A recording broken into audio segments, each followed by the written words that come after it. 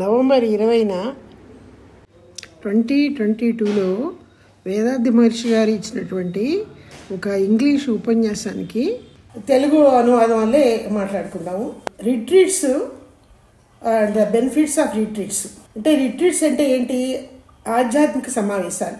ఆ ఉపన్యాసం బిగినింగ్లో మహర్షి గారు ఎట్లా మొదలు పెడుతున్నారంటే, ఈరోజు అన్ని సెంటర్స్ నుండి కూడా చాలామంది మీరందరూ ఇక్కడ ఆధ్యాత్మిక విజ్ఞానాన్ని పెంపొందించుకోవడానికి సమావేశం అయ్యారు. ఇది నాకు చాలా ఆనందదాయకంగా ఉంది అని చెప్పి మొదలుపెట్టారు. మీరందరూ కూడా మాస్టర్సే, ఈ ఆధ్యాత్మిక విద్యలో అంత ఆరితేరిన వారే. అయినా కూడా ఇటువంటి సమావేశాలకి అంటే రిట్రీట్స్కి రాబట్టి ఏం జరుగుతుందంటే, మీకున్నటువంటి జ్ఞానాన్ని చాలా లోతుల్లోకి వెళ్ళి దాని యొక్క ఫలితాన్ని తెలుసుకునే అవకాశము ఈ రకంగా రిట్రీట్స్ అనబడే ఈ సమావేశాల వల్ల మీకు ఏర్పడుతుంది.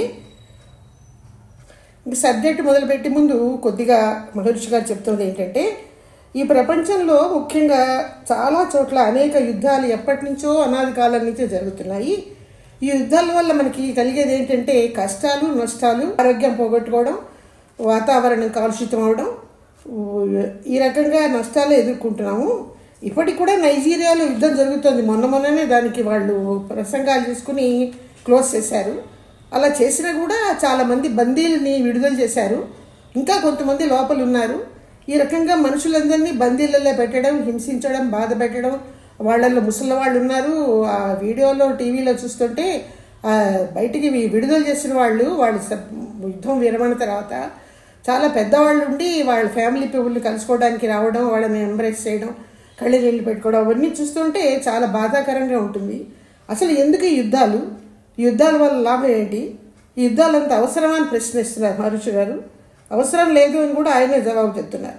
అసలు యుద్ధాలు ఎందుకు వస్తాయంటే అహంకారం వల్ల వస్తాయి, లేదా అలవాటు వలన వస్తాయి, లేదా ప్రకృతి ధర్మాన్ని విస్మరించడం వల్ల జరుగుతాయి. భగవంతుడు ఏం చేశాడంటే, మనకి అనేక వనరులతో మనం అందరం కలిసి చాలా ప్రశాంతంగా శాంతిగా బతికే అదృష్టాన్ని కల్పించాడు ప్రకృతి ద్వారా. దాన్ని విస్మరించి యుద్ధాలు చేయడం వల్ల మనం అశాంతి పాలు చేసుకుంటున్నాం.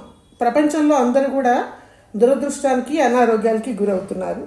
కాబట్టి ఇలాంటి యుద్ధాలు మనకు వద్దు. ప్రశాంతమైన ఆనందదాయమైన జీవితం కనుక గడపాలి అనుకుంటే ప్రకృతి ధర్మాన్ని పాటించాలని చెప్తున్నారు. ప్రకృతి ధర్మాన్ని పాటించడం ఒకటి, దానివల్ల సంతోషదాయకమైన జీవితం మనకి లభిస్తుంది. ప్రకృతి ధర్మానికి అనుకూలంగా మనం బతకాలి అంటే ఏంటో, అసలు మనకు ప్రకృతి ధర్మం అంటే ఏంటో తెలియదు. ఆ ధర్మం అంటే ఏంటో తెలుసుకుని దానికి అనుకూలంగా బతకాలి అంటే మనకి సహాయకారిగా కొంతమంది ఉండాలి. ఎవరు ఉండాలి అని మనం ప్రశ్నించుకుంటే ఆ ప్రశ్న అనేది మహర్షి గారు తనే వేస్తున్నారు, మళ్ళీ తనే జవాబు చెప్తున్నారు. ముందుగా ఈ రాజకీయ నాయకులు ఉంటారు కదా, పరిపాలనా వ్యవస్థ నడిపేవాళ్ళు, వాళ్ళ వల్ల మనకి ఏమైనా కొన్ని ధర్మాలు, శాంతి, సౌభాగ్యము, ప్రశాంతత ఏర్పడే అవకాశాలు వాళ్ళు కల్పించగలరా, యుద్ధాలు ఆపగలరా అని ఆలోచిస్తే ఇది వీళ్ళ అయ్యే పని కాదు. వాళ్ళు పదవి వ్యామోహంలో ఉంటారు తప్పిస్తే ప్రజలకి, ప్రపంచానికి శాంతి చేకూర్చాలి అనే ఆలోచన వాళ్ళకి ఉండదు అని మహర్షి గారు చాలా ధైర్యంగా చెప్తున్నారు. రెండోది ఏంటంటే రిలీజియస్ టీచర్స్ ఉంటారు, మతాల గురించి ఉపన్యాసాలు ఇచ్చేవాళ్ళు. యాక్చువల్గా మతాలన్నవి ప్రవేశపెట్టిన మహానుభావులు ఉత్తములే, ఆత్మజ్ఞానులే. తర్వాత వాళ్ళ నుంచి వెలువడిన గాస్పెల్స్ అని ఉత్తమ గ్రంథాలుగా బైబుల్ కానీ, అట్లాంటివి ఖురాన్ కానీ, భగవద్గీత కానీ, వేదాలు కానీ, అవన్నీ వాళ్ళ యొక్క వాక్కులే, ఉపన్యాసాలే. వాటిల్లో ఏం కలుషితం లేదు. కానీ కాలక్రమేణా యుగాలు, తరాలు జరుగుతుంటే ఏదో కలియుగము, ముందు దాపరయుగము, ఆ తర్వాత ఇంకా ముందు త్రేతాయుగము, ఇట్లాంటి యుగాలు అంటే కొన్ని కోట్లాది సంవత్సరాలు జరిగేసరికి ఈ పరమసత్యాలన్నీ కూడా మరుగున పడిపోయి అంటే వాటిల్లో కొంత భాగం, అన్నీ కాదు, మరుగున పడిపోవడానికి కారణం ఏంటంటే ఈ చాలామంది ఈ ఆధ్యాత్మిక అంటే ఏంటో, ఆధ్యాత్మిక ధర్మం అంటే ఏంటో తెలుసుకోలేక అమాయకత్వంతో అనేక కాల్పనిక గాథలు, మూఢ విశ్వాసాలు ఆ పరమసత్యాలకు జోడించారు. దానివల్ల ఏమైందంటే ఆ ఉత్తమ గ్రంథాల్లో ఉన్న సత్యాలన్నీ కూడా కంటామినేట్ అయిపోయాయని చెప్తున్నారు మహర్షి. అలా మసిపూసినట్టు అయిపోయింది కొంత భాగం. ఈ రకమైన వాళ్ళ ఉపన్యాసాలు మనం వినడం వల్ల సమాజంలో ప్రజల్లోకి శాంతి, సౌభాగ్యము, ప్రాస్పెరిటీ లాంటివి లభిస్తాయి అనుకోవడం కూడా అంత జరిగే పని కాదు అని చెప్తున్నారు. అది కూడా తర్వాత ఏం చెప్తున్నారు అంటే, వ్యాపారవేత్తలు ఉంటారు, ఇండస్ట్రియలిస్ట్స్, వాళ్ళకి ఎంతసేపు వాళ్ళ ప్రాఫిట్స్ కావాలి, లేదా కాంపిటీషన్స్ ఉంటాయి వాళ్ళకి. దీనివల్ల వాళ్ళు సొసైటీకి కావాల్సినట్టు మేలు చేసే ప్రయత్నాలు, వాళ్ళ బిజినెస్ వల్ల మనకి ప్రాస్పెరిటీ చేకూరాలంటే, అంటే ముఖ్యంగా ఇప్పుడు యుద్ధాల గురించి చెప్తున్నారు కదా, ఈ యుద్ధాలు ఆపితేనే ప్రశాంతత. అది అనాది కాలం నుంచి ప్రపంచ యుద్ధాలు, మొదటి 2-3 ప్రపంచ యుద్ధాల నుంచి ఇప్పటి వరకు యుద్ధాలు జరుగుతూనే ఉన్నాయి. ఆస్తి నష్టము, ప్రాణ నష్టము, మాన నష్టము, ప్రకృతి నాశనం అయిపోవడం లాంటివి జరుగుతూనే ఉన్నాయి. ఇవి ఎవరి వల్ల ఆపగలుగుతారు, ఎవరు సొసైటీ ప్రజలకి శాంతి ఇస్తారు అని అడిగి దానికి ఆయనే జవాబు చెప్తున్నారు. ఆధ్యాత్మిక ఆశ్రమాలు చాలా ఉన్నాయి మన భారతదేశంలో. ఈ ఆధ్యాత్మిక ఆశ్రమాల నుంచే మనకి మంచేదో చెడేదో తెలుసుకునే అవకాశం ఏర్పడుతుంది. మంచిని అలవరుచుకోవడం, చెడును వదిలిపెట్టేయడం వల్లది మనం ఇందాక చెప్పుకున్న ప్రకృతి ధర్మాన్ని సహజంగా ఫాలో అవ్వడం అన్నది ఈ ఆశ్రమాల వల్లే, ఈ ఆశ్రమాలు స్థాపించినటువంటి తత్వవేత్తల వల్లే, మహానుభావుల వల్లే, తత్వజ్ఞానం వల్లే, వాళ్ళ టీచింగ్స్ వినడం వల్లే సత్యాసత్యాలు తెలుసుకుని మన సాటి వారికి మనలోనూ శాంతి భద్రతలు ఏర్పరచుకునే అవకాశం ఏర్పడుతుంది అని చెప్పి గట్టిగా నొక్కి చెప్పగలుగుతున్నారు ఆయన. ఇటువంటి మార్పులు ఒక రోజులో రావు. తత్వవేత్తల యొక్క బోధలు మనం విన్నత మాత్రంగా ఎప్పటి నుంచో మహర్షి గారు యుద్ధాలు వద్దు, ప్రపంచ శాంతిని గురించి మాట్లాడుతూ వచ్చారు. ఒక రోజులో రావు, 2 రోజుల్లో రావు, ఒక నెలలో రావు, ఒక సంవత్సరంలో రావు. దీనికి చాలా టైం పడుతుంది. అట్లా అని దాన్ని మనం వదిలేయకూడదు. ఏదో ఒక రోజు దేనికైనా ప్రారంభం ఉండాలి కదా. ఇవాళ ప్రారంభిస్తే ఎప్పటికో ఒక నాటికి ఆ ఫలితాన్ని పొందగలుగుతాం. ఒక నాటికి ఈ ప్రారంభం అన్నది ఎట్లా వస్తుందంటే, వ్యక్తిగతంగా ముందు రావాలి. వ్యక్తిగతంగా ముందు మనిషి మారాలన్నమాట. వ్యక్తిగతంగా అతను మారాక అతని కుటుంబం కొంత మారడానికి అవకాశం ఉంది. తద్వారా సమాజం మారుతుంది. ఒక కుటుంబం, 2 కుటుంబాలు, 3-4 కుటుంబాలు మారాయంటే ఇరుగు పొరుగు వాళ్ళవి, అది సమాజంలో మార్పు. సమాజంలో మార్పు వల్ల దేశాలు మారుతాయి, దేశాల్లో ప్రజలు మారుతాయి. దానివల్ల ప్రపంచం మొత్తంగా ఇంటర్నేషనల్గా కూడా శాంతి సంపాదించుకోవడానికి అవకాశాలు ఏర్పడడానికి నాందిగా ఎవరు మారాలి? ముందు వ్యక్తిగా నేను అనమాట. నేను ముందు మారాలి. ఎట్లా మారుతాము? ఈ ఆశ్రమాలు చెప్తున్నటువంటి తత్వబోధల్లో సత్యాల్ని గ్రహించాలి. అదొకటే మార్గం తప్పిస్తే వేరే ఏ మార్గము మనని కరెక్ట్ మార్గంలోకి, మంచి మార్గంలోకి తీసుకెళ్ళలేదు. ఈ సమాజంలో ఎంతోమంది శాడిస్టులు ఉన్నారు. ఇప్పుడు మానభంగాలు చేస్తున్న వాళ్ళు ఉన్నారు, నక్సలైట్స్ ఉన్నారు, రాడికల్స్ ఉన్నారు. వీళ్ళందరికీ మంచి శీల నిర్మాణం జరగాలి అంటే ఏం చేయాలి? ఆధ్యాత్మిక గురువుల యొక్క తత్వబోధలు వింటేనే మనిషి మారగలుగుతాడు. వినడం ఒకటే కాదు, వినాలి, ఆకళింపు చేసుకోవాలి, ఆచరించాలి. దాన్ని అనుష్ఠానము అంటారు. అంత లెవెల్ వరకు వెళ్తేనే కానీ అది జరగదు అని చెప్పి చెప్తున్నారన్నమాట. యుద్ధాలు ఒకటే కాదు, ఈ దొంగతనాలని, ఇంకా ఈ రాడికల్స్ అని, ఇట్లాంటి అనర్థాలు ఎన్నో ఉన్నాయి. అవన్నీ మారడానికి అదొకటే మార్గం ఉంటున్నారు. ఇటువంటి మార్పులు రావాలి అంటే అసలు ముందుగా ఏం చేయాలి? మనం ఇందాక చెప్పుకున్నట్టు వ్యక్తి మారాలి, సమాజం మారాలి, ప్రపంచం ఇంటర్నేషనల్గా అన్ని దేశాలు మారాలి. క్రమక్రమంగా స్టెప్ బై స్టెప్ అన్నీ వస్తాయి. తర్వాత మొదటిగా వ్యక్తి మారాలి అంటే ఏం చేయాలి? వ్యక్తిగా అంటే నేను కానీ మీరు కానీ మారాలి అంటే మొదటిగా ఏం చేయాలి? పర్పస్ ఆఫ్ లైఫ్ తెలియాలి, వాల్యూ ఆఫ్ ఇండివిజువల్ తెలియాలి, అతని విలువ అన్నమాట. నా జన్మ యొక్క విలువ, గోల్ ఏంటి, నా జన్మ యొక్క విలువ ఏమిటి అని ఒకటి తెలియాలి. అదొక పాయింట్. రెండోది వాల్యూ ఆఫ్ సెల్ఫ్ ఒకటి. రెండోది వాల్యూ ఆఫ్ లివింగ్ బీయింగ్. అంటే మన చుట్టూ ఉన్న సమాజం అసలు ఏంటి, ఎందుకు ఉంది, దాని విలువ ఏమిటి, సమాజం యొక్క విలువ ఏమిటి, నా విలువ ఏమిటి, నా వాల్యూ ఏంటి అన్న 2 సత్యాలు ముందుగా గ్రహించవలసి వస్తుంది వ్యక్తిగత మార్పు రావడానికి. Value of life, value of self అంటే నా గురించి నేను తెలుసుకున్నది ఏంటి అని చెప్తే, ఇక్కడ ఏంటంటే మన మెడిటేషన్స్ వాటిలో రోజు చెప్తున్నవి. ఏం చేయాలంటే ముందు ఎప్పుడు ఎక్కడ ఎవరిని ఇప్పుడు కానీ భవిష్యత్తులో కానీ శారీరకంగా కానీ మానసికంగా కానీ బాధించకూడదు, హింసించకూడదు, అవమానించకూడదు. మొదటిగా ఆ వ్యక్తిలో రావాల్సినటువంటి విలువ అదనమాట. ఆ విలువ తెలుసుకోవాలి. అది ప్రకృతి ధర్మంలో ఒక భాగం. రెండోది ఏంటి? Value of society. అంటే చుట్టూ ఉన్న ప్రజలకు సమాజం యొక్క విలువ తెలుసుకోవడం. సమాజం యొక్క విలువ ఎలా తెలుసుకుంటా ఉంటే భగవంతుడు అన్న ఒక నిరూపమైనటువంటి భగవంతుని యొక్క శక్తి ఒక చిన్న అంశముగా ప్రతి మానవుడిలోనూ ప్రతి జీవిలోనూ ఉంది అనే ఒక సత్యాన్ని గ్రహించి ఆ దైవాన్ని నీ సాటివారిలో చూస్తూ మానవ సేవయే మాధవ సేవ అన్న భావంతో నీకు చేతనైన సహాయం నీ లెవెల్ వరకు కొంత నీ చుట్టూ ఉన్న వాళ్ళకి చేయడమే, సమాజానికి చేయడమే సమాజం యొక్క విలువ తెలుసుకోవడం. That is the value of society. ఈ రెండింటినీ తెలుసుకుంటూ ముందడుగు వేయడమే. ముందుగా వ్యక్తి మారాలని చెప్పారు కదా, వ్యక్తి మారడానికి ఆధారమైనటువంటి 2 ముఖ్యమైన పాయింట్స్ అన్నమాట.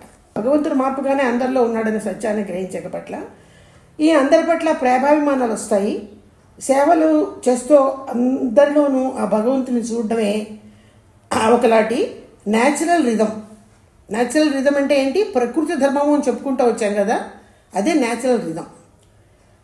ఇటువంటి సత్యాలు వేదాలు, ఉపనిషత్తులు, భగవద్గీత మరెన్నో ఉత్తమమైన గ్రంథాలు ఎప్పటి నుంచో అందిస్తూ ఉన్నాయి. అవి ఎంతమందో అందుకున్నారు. చాలామందిలో శీల నిర్మాణం జరిగింది. యుగాలు తరాలు తెలుస్తుంటే ఎంతమందో మహానుభావులు ఆ సత్యాలు గ్రహించి వాళ్ళల్లో వాళ్ళు మార్పు తెచ్చుకుని పర్సనాలిటీ డెవలప్మెంట్ జరిగింది. అంటే శీల నిర్మాణం జరిగింది. ఇప్పటికీ అది జరుగుతూనే ఉంది. కానీ మనం ఇప్పుడు ఏం చేయాలి అన్న సంగతి ఏం చెప్తున్నారు. ఈ సత్యాల్ని సాధనలో అందరికీ అందేటట్టు చేయాలి. అది ఇప్పుడు మన ధ్యేయం. ఆ పరమ సత్యాలని, ఆ ఉత్తమ గ్రంథాల్లో ఉన్న సత్యాల్ని మహర్షులు లాంటి వాళ్ళు ఎంతమందో తత్వజ్ఞానులు ఉన్నారు. వాళ్ళు వాళ్ళ గాస్పెల్స్ ద్వారా అందించారు. అవన్నీ వింటున్నాం. అది వినడమే మీరు ముందుగా చేయవలసిన మార్పు అని చెప్తున్నారు కదా. ఈ సమాజంలో రిలీజియస్ పీపుల్ చేయలేంది, ఇండస్ట్రియల్ పీపుల్ చేయలేంది, రిలీజియస్ టీచర్స్ చేయలేంది ఈ ఆశ్రమాలు చేస్తాయి. అది వినమంటున్నారు. అది విని ఏం చేయాలి మనం? దాన్ని అవి ఆ సత్యాలన్నీ ఉత్తమ గ్రంథాలైన ఉపనిషత్తులు, ఆధ్యాత్మిక గ్రంథాలు, వేదాలు, భగవద్గీత, ఖురాను, బైబుల్ లాంటి మహాగ్రంథాల్లో ఉన్న సత్యాలే ఈ తత్వవేత్తలు తమ వాక్కుల్లో మనకు అందిస్తున్నారు. వాటిని ఆచరణ యోగ్యంగా అనుష్ఠానంలోకి మార్చడం అన్నది ఇప్పుడు చేయవలసిన పని. ఊరికే పుస్తకాలు చదవడం వల్ల కానీ, ఉపన్యాసాలు వినడం వల్ల కానీ ఏమీ జరగదు. ఇటువంటి సత్యాన్ని తెలుసుకుని ఆచరణలోకి దింపాలన్నమాట. అలా దింపడం వల్ల ఏమవుతుంది? ఈ మన వంతు మార్పు మనలో తెచ్చుకోతే మనం ఇప్పుడు ముఖ్యంగా ఈరోజు ఆయన మీటింగ్ అటెండ్ అయిన వాళ్ళందరూ కూడా మాస్టర్సే కదా. ఈ డిప్లొమాలు చేసిన వాళ్ళు, అరుణనిధులు, ఏపీటీలు వీళ్ళు కాబట్టి ఆయన చెప్తున్నారు, మీరు మీ శిష్యులకి మీ నేర్చుకున్నటువంటి సత్యాలని తిరిగి మీ శిష్యులకు మీరు బోధించేటప్పుడు మీరు దాన్ని అనుష్ఠాన విధానంగా బోధించగలటువంటి గొప్ప శక్తి మీకు లభిస్తుంది అన్న పాయింట్ దగ్గర చెప్తున్నారనమాట. సరే, అనుష్ఠానంలోకి అంటే ఆచరణలోకి దింపడానికి కొన్ని మార్గాలు చెప్తున్నారు. అంటే ఏంటి అంటే మనకు తెలియాలి కదా. ఏంటి అనుష్ఠానంలోకి దింపడం అంటే? దానికి ఒక 5 మార్గాలు చెప్పారు ఆయన ఈ ఉపన్యాసంలో. ఇవి మనం ఈ 5ంటిని కూడా చాలా వరకు ఆధ్యాత్మికవేత్తలు, తత్వజ్ఞానంలో మనం చూస్తాం. అంతేకాకుండా ఎవరైతే ఆధ్యాత్మికంగా ఉన్నత స్థితికి చేరాలి అనే ప్రయత్నాలు ధ్యానాల ద్వారా, ఇంట్రాస్పెక్షన్ ద్వారా చేస్తారో వాళ్ళు కూడా ఈ 5ంటిని అధ్యయనం చేయాలి. మహానుభావుల్లో మనం అవి చూస్తాము. అవి మీరు కూడా అధ్యయనం చేయాలి. అవి ఏంటి అన్న ప్రశ్నకు జవాబుగా మొదటిది సూక్ష్మగ్రాహ్య శక్తి అంటే పర్స్పికాసిటీ. రెండోది రిసెప్టివిటీ అంటే ప్రకృతి ధర్మాన్ని గ్రహించి ఆచరించుట. 3 అడాప్టబిలిటీ అంటే సర్దుకుని పోవడము. 4వది మ్యాగ్నానిమిటీ అంటే హుందాతనము. 5వది క్రియేటివిటీ అంటే సృజనాత్మకత. ఈ 5ంటిని అధ్యయనం చేయాలి ఒక దాని తర్వాత ఒకటి. నువ్వు మహానుభావుల్లో ఇవి నువ్వు చూడగలుగుతావు. ఈ 5 లక్షణాలు ఎటువంటి ఒక యోగిలో, ఒక ఋషిలో, ఒక తత్వజ్ఞానిలో ఉన్నాయే అతనే భగవంతుడిని తెలుసుకున్నవాడు, భగవంతుడి నుంచి సత్యాన్ని గ్రహించినవాడు, మహానుభావుడు, తత్వజ్ఞాని, యోగి. ఇవి ఉన్నవాళ్లే, వాళ్ళలో అవి మనకు కనపడతాయి. ఆ కనబడేది ఎవరిలో అయితే అవి చూస్తామో వాళ్లే మహానుభావులు, వాళ్లే ఋషులు, వాళ్లే యోగులు. ఇతరితర మనకి అనేక బోధలు చేస్తున్న వాళ్ళందరూ అటువంటి వాళ్ళు కారు. ఎంతమందో ఎన్నో రకాల బోధలు టీచింగ్స్ ఇస్తూనే ఉంటారు. పర్సిపికాసిటీ అంటే ఏంటో చెప్తున్నారు. సూక్ష్మగ్రాహక శక్తి అంటే మనం ఏదైనా విన్నా, చూసినా, మాట్లాడినా దాని పట్ల పూర్తి అవగాహన ఉండాలి. భూతకాలంలో, భవిష్యత్తు కాలంలో, వర్తమాన కాలంలో దాని ఫలితాలు ఎలా ఉంటాయి అని ఆలోచించి ఆ ఫలితాలు సరైన మార్గంలో గ్రహించి అప్పుడు దాన్ని ఆచరణలోకి దింపడమే పర్సిపికాసిటీ. సూక్ష్మగ్రాహ్యం అన్నమాట దాన్ని. రెండోది పర్సిపికాసిటీ తర్వాత రిసెప్టివిటీ అంటే రిసీవ్ చేసుకోవడం. ఏది రిసీవ్ చేసుకోవాలి? రిసెప్టివిటీ. ప్రకృతి మనకి కొన్ని ధర్మాలు అందిస్తుంది.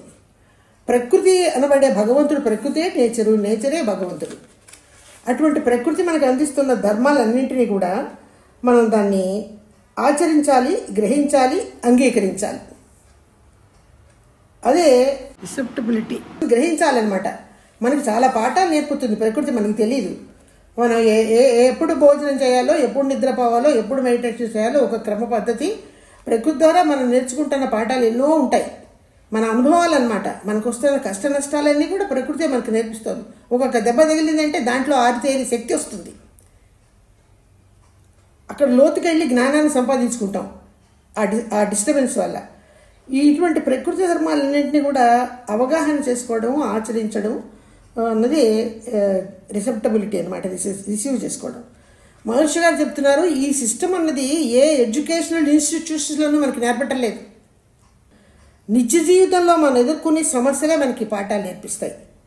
మన చుట్టూ ఉన్న మానవులు కానీ, పరిస్థితులు కానీ, మన అనుభవాలు కానీ మనకు అందించే పాఠాలు మన తెలివితేటల్ని అభివృద్ధి చేస్తాయి. మనం ఎట్లా తప్పుగా నడవబట్టి ఒక దెబ్బ తగులుతుంది, అలా నడవకూడదు, మార్చుకుని ఈ రకంగా ప్రవర్తించాలి అనే ఒక సత్యాన్ని గ్రహించగల శక్తి మనకి లభిస్తుంది అన్నమాట. మన జీవన విధానాన్ని అంటే లైఫ్ స్టైల్ని మార్చుకునే అవకాశం ఏర్పడుతుంది. అది రిసెప్టబిలిటీ. మూడోది అడాప్టబిలిటీ అంటే అడ్జస్ట్మెంట్, సర్దుకుని పోవడం. దేనిలో సర్దుకుని పోవాలి? జీవితంలో, సమాజంలో సభ్యులతో కలిసి తిరుగుతూ ఉంటాం మనం. మనకి కావలసినటువంటి లాభాలు సమాజం నుంచి, సభ్యుల నుంచి మనం పొందుతూ ఉంటాము. వారికి తగిన సహాయాన్ని అందిస్తూ దీవించడమే అడాప్టబిలిటీ. అది అది వాళ్ళతో కలిసి ఉండడం అడాప్టబిలిటీ. ఎట్లా కలిసి ఉండాలంటే ఎవరితోనూ కాన్ఫ్లిక్ట్ ఉండకూడదు, విరోధ భావాలు ఉండకూడదు, ఎవరితోనూ కాన్ఫ్లిక్ట్ ఉండకూడదు. కాన్ఫ్లిక్ట్ ఉండకూడదు అంటే ఏం చేయాలి? సహనము ఉండాలి అని చెప్తున్నారు, సర్దుబాటుతనం ఉండాలని చెప్తున్నారు, త్యాగగుణం ఉండాలని చెప్తున్నారు. ఈ మూడు ఉండాలి. అప్పటికి కానీ మనకి అడాప్టబిలిటీ అనే అడ్జస్ట్మెంట్ రాదు. సహనం ఉండాలి. ఏదైనా ఎదుర్కోవడానికి, ఒక మాట వినడానికి వెంటనే కోపం వస్తుంది ఏదైనా ఎవరైనా మన అన్నారంటే. ఆ సహనం ఉండాలి. సర్దుబాటుతనం అంటే అడ్జస్ట్మెంట్ అనమాట. అంటే అన్నారులే, వాళ్ళల్లో ఉన్న పాపమే, వాళ్ళ చేతకాంతనమే, లేదా మనలో ఉన్న సిన్నింప్రింట్ మనం అనుభవించాలి అనే ఉద్దేశంతో వాళ్ళు ఆర్జెంటుగా నిలబడి మనని బాధ పెడుతున్నారు అనే సంగతి గ్రహించి కొంచెం సర్దుకుంటూ ఉండాలన్నమాట. ఎదుటి వాళ్ళు ఏమన్నా ఇది ఇంతేలే, ఇది ఇలాగే జరగాలి, అందుకే జరిగింది, ఈ నష్టం నేను ఎదుర్కోవాలి, అది వాడి ద్వారా నేను ఎదుర్కొన్నాను, ఇది జరిగింది, ఇది నా కర్మఫలం, ఇది నేను అనుభవించాలి అనే దాన్ని సర్దుబాటుతనం అంటారన్నమాట. సహనం ఒకటే చెప్పుకున్నాము, సర్దుబాటుతనం. ఇంకోటి త్యాగగుణం. త్యాగగుణం అంటే సాక్రిఫైస్ చేయడం. చిన్న చిన్న సాక్రిఫైస్లు ఏమక్కర్లేదు. ఎదుటివాడు ఏదైనా కావాలనుకుంటే అది మనకి ఇష్టమైన వస్తువు అయినా, ఎదుటివాడు అంటే పరాయవాడు కాదు, భార్యాభర్తలు ఉంటారు, వాళ్ళల్లో ఒకళ్ళు కావాలని కోరుకుంటారు, అది నీకు ఇబ్బంది అయినా కూడా వాళ్ళకి ఇవ్వగల శక్తి ఉండడం. అక్క చెల్లెళ్ళు ఉంటారు, అన్నదమ్ములు ఉంటారు, స్నేహితులు ఉంటారు, బంధువులు ఉంటారు. అది మనకి ఇష్టమైన వస్తువైనా ఎవరైనా అడిగితే ఆ చిన్న వస్తువులు ఇవ్వడమే త్యాగము. అంతేగాని ఏదో ఆస్తిని, ఐశ్వర్యాన్ని, ప్రాణాన్ని త్యాగం చేయడం కాదు. అంత పెద్ద పెద్ద త్యాగాలు అవసరం లేదు. ఇదనమాట. ఎందుకంటే ఇది అడాప్టబిలిటీ. దీనివల్ల ఏమవుతుందంటే మనకు మంచి స్నేహితులు ఏర్పడతారు, బంధువులు ఉంటారు, ప్రేమభక్తులు ఏర్పడతారు, హితులు ఏర్పడతారు ఈ ప్రవర్తన వల్ల. ఇటువంటి సందర్భాలు మనకు కలగగానే చాలా శాంతి లభిస్తుంది. అంత గొప్ప శాంతి ఆ అడ్జస్ట్మెంట్ వల్ల, త్యాగం వల్ల, సహనం వల్ల వస్తున్నటువంటి శాంతిని మనం నిర్వచనించి చెప్పలేం. చాలా ప్రశాంతత ఏర్పడుతుంది మనసుకి. జీవితానికి అంతకంటే ఎక్కువ ఏం కావాలి అనిపిస్తుంది. నాలుగోది మ్యాగ్నానిమిటీ అని చెప్తున్నారు మహర్షి గారు ఇక్కడ. మ్యాగ్నానిమీ అంటే తెలుగులో ట్రాన్స్లేషన్ మనం హుందాతనం అనుకున్నాం కానీ యాక్చువల్ మీనింగ్ అది కాదు. తెలుగు ట్రాన్స్లేషన్ సరిగ్గా తెలియక అలా అనుకున్నాము. అక్కడ ఎట్లా చెప్తున్నారంటే, మనంటే ఈ భూమికి జన్మించినప్పుడే తిరిగి వెళ్ళిపోవడానికి ఒక టికెట్ కొనుక్కునే వస్తాడట. జన్మ తీసుకున్నప్పుడే రిటర్న్ టికెట్ ఉంటుంది. కానీ ఏంటి, ఆ రిటర్న్ టికెట్ డేట్ మనకు తెలియదు. అది ఎప్పుడో ఆ టికెట్కి డేట్ లేదు, కానీ అది ఉంది. మనం తిరిగి వెళ్ళేలోపు మన కర్మానుసారంగా చేయవలసినటువంటి ఎన్నో కార్యాలు ఉంటాయి. ఆ చేయవలసిన పనులన్నింటినీ విస్మరించి ఈ తగాదాలు, మోసాలు, దారుణాలు చేస్తూ బతుకుతో ఆ చేస్తున్న తప్పులకి పాపపు ముద్రలు ఏర్పడుతూ ఆ పాపపు ముద్రలు మళ్ళీ విస్తరించి వ్యాపించి మనకి మన మైండ్ ద్వారా, మన థాట్ ద్వారా వ్యాపించి తిరిగి మనం కష్టాలు, ఆ పాపపు ముద్రల వల్ల కష్టాలు, నష్టాలు, దుఃఖాలు ఎదుర్కొంటూ బతుకుతున్నటువంటి ఒక నిర్జీవమైన బతుకు అన్నమాట అది. దానిలో ఎక్కడ జీవం లేదు అలా బతుకుతున్న బతుక్కి. దాని నుంచి బయటపడాలంటే ఏం చేయాలంటే ఏకైక ధర్మం ఏంటంటే పరిపూర్ణత వైపుగా మనం వెళ్ళడానికి ప్రయత్నం చేయడం. ధ్యానాలు కానీ, దానాలు కానీ, ఇందాక చెప్పుకున్నట్టు వాల్యూ ఆఫ్ లైఫ్ని, నేను ఎందుకు పుట్టానన్నది, వాల్యూ ఆఫ్ లివింగ్ బీయింగ్ అంటే చుట్టూ ఉన్న సమాజం యొక్క విలువ ఏంటి, సమాజానికి సేవ చేయడమే సమాజ విలువ కలుగుకోవడం. వాల్యూ ఆఫ్ లైఫ్ అంటే నిన్ను నువ్వు నొప్పించుకోకుండా ఎదుటివాడిని నొప్పించకుండా బతకడం. ఈ 2 బేసిక్ ప్రిన్సిపల్స్ ఆచరిస్తూ పరిపూర్ణతగా వాడే దానికి చేరాలి అంటే మోక్షం అన్నమాట పరిపూర్ణత అంటే. ఈ ధ్యానాలు కానీ, భగవత్ ప్రార్థనలు కానీ, దానాలు కానీ, ధర్మాలు కానీ ఇలా చేస్తూ ఉంటేనే ఈ రిటర్న్ టికెట్ వచ్చి మనని తీసుకెళ్లే లోపు మన పాపకర్మలు, మన చిన్న ఇంప్రింట్స్ అన్నీ తొలగించుకుని పరిపూర్ణత మనం సంపాదించుకోగలుగుతాము. That is magnanimity. అంత ఇవన్నీ గ్రహింపు శక్తితో బతకడమే మ్యాగ్నానిమిటీ. 5వది క్రియేటివిటీ. క్రియేటివిటీకి ఏం లేదు, సృజనాత్మకత అనమాట. సృష్టి చేయగల శక్తి రావడం. అది ఎప్పుడు వస్తుంది? ఈ పై 4 ఆచరించగలిగినప్పుడు. పైన చెప్పి 4 నువ్వు ఆచరించగలిగితే 5వది అయిన క్రియేటివిటీ అనే సృజనాత్మకత వస్తుంది. ఈ సృజనాత్మకత అంటే పెద్దగా ఇక్కడ మహర్షి గారు ఎక్స్ప్లెయిన్ చేయలేదు. వాటినే ఆ 4ని ఆచరించడం వల్ల మీకు క్రియేటివిటీ లభిస్తుంది అని చెప్తున్నారు. ఈ 5 కూడా ఆధ్యాత్మిక జీవితాల్లో ఉన్నత సోపానానికి తీసుకెళ్తాయి. ఇవన్నీ శీల నిర్మాణం అంటే పర్సనాలిటీ డెవలప్మెంట్ జరుగుతుంది 5 ఆచరించడం వల్ల, చేయడం వల్ల.